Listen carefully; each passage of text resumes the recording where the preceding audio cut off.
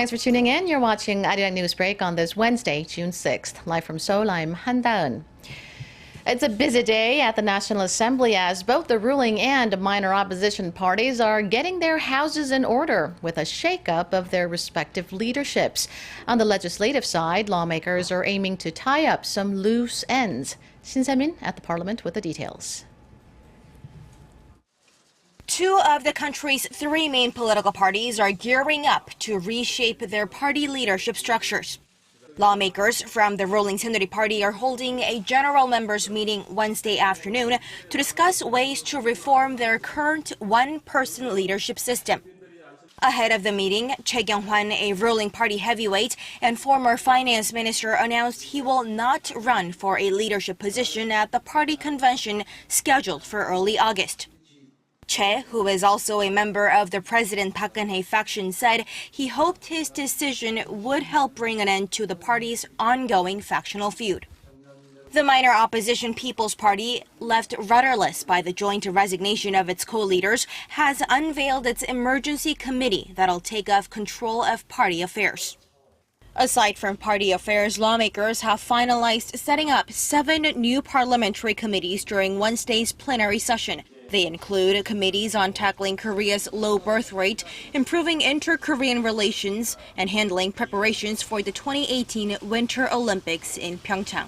Shin Se-min, ARIRANG News. President Park Geun-hye visited a local community center in northern Seoul that's been transformed into a welfare hub. The visit is part of her efforts to evaluate how the government's policies are performing out in the field. The center was transformed as part of a government plan to turn community centers into welfare hubs to provide programs tailored to meet a person's needs over their lifetime. Public workers have also expanded their visits to households to better cater to people's needs and make sure nothing has been overlooked. The centers will share practices with each other and collaborate with the private sector on counseling and designing welfare programs. North Korea opened the floodgates of one of its main dams without warning following the heavy rainfall over the past couple of days. South Korea hasn't reported any damage yet, but there could be dangerous consequences if water levels get too high. Our Kwon So-ah has the latest. North Korea began to release water from its Hwanggang Dam at around 6 a.m. Wednesday without notifying South Korea ahead of time. Seoul's defense ministry doesn't see the release as a flooding attack, but as a way to control water levels. Seoul's Unification Ministry spokesperson said further investigation on the time and amount of water released is needed, but he did comment on the North's violation of its promise to notify the South beforehand after 6 South Koreans at the Imjingang River were killed due to a sudden discharge of water in 2009.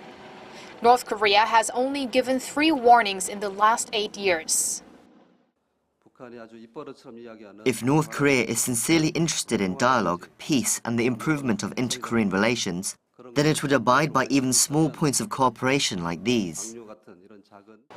No damage has been reported and the water level is not threateningly high, but evacuation alerts are in effect in 15 locations around the area and authorities remain on alert. Hwanggang Dam is located on Imjingang River, which borders South Korea and is around 56 kilometers away from the South's Gunnam Dam, which serves as a flood control gate. Kwon So-ah, ARIRANG News. The heavy downpours that drenched much of Korea's central region on Tuesday calmed to a light sprinkle overnight, but there's more rain on the way for other parts of the country. The seasonal monsoon front is now pounding down on the southern provinces, dumping 20 millimeters of rain an hour on the area, with some bursts of thunder. But the rain is expected to ease up as it moves northward overnight. Korea's weather agency has issued heavy rain warnings for parts of Gyeongsangbuk-do province with thunderstorms in some places. The rain will temporarily die down as it advances north, but there will be scattered showers due to atmospheric instability. And we are not out of the woods yet with Typhoon Nepertok approaching the peninsula. The typhoon will make its way through Japan, Taiwan, and China and land near the southern part of Korea and Jeju Island on Sunday. Citizens in those areas are advised to take the necessary precautions as the storm will bring with it a round of heavy rainstorms.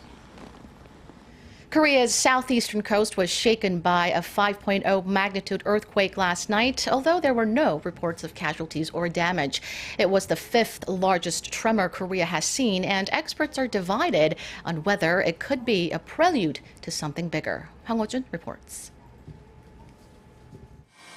The quake detection frequency in Korea has been increasing ever since the Great East Japan earthquake in 2011. In February of 2012, a series of 4 earthquakes struck off the coast of Ulsan, the same area where Tuesday's earthquake hit. Some experts say the quake can be traced to the Tsushima-Goto Fault that sits below the East Sea. It's a fault highly active with big and small tremors, so it wouldn't be unusual to see a bigger earthquake take place. However, the Korea Institute of Geoscience and Mineral Resources begs to differ. The institute says Tuesday's quake was caused by a strike-slip fault, a fault where the surfaces of the plates are displaced mainly in a horizontal direction, which is different from the Tsushima-Goto Fault. It also says that, since this isn't the first time tremors have been detected in that area, it shouldn't be considered peculiar or worrisome. Hwang Ho-jun, ARIRANG News. And that wraps it up. Keep it tuned to ARIRANG for more domestic and global news updates throughout the day. Thank you for watching.